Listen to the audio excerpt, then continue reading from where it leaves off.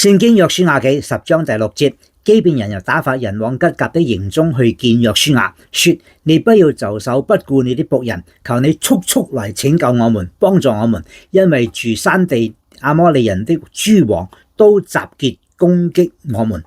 當呢個嘅約書亞同基遍人簽咗約之後，基遍人就受到住喺呢個嘅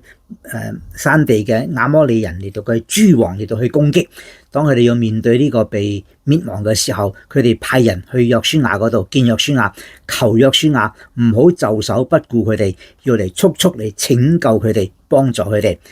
當然約書亞又咁樣嚟到去做下，俾我哋見到，當你同人簽約有承諾嘅時候，就要真係遵守呢個嘅承諾，盡我哋嘅責任嚟到去幫助。求主幫助我哋將福音傳開，真係能夠拯救多人相信耶穌。我係鄧英善牧師。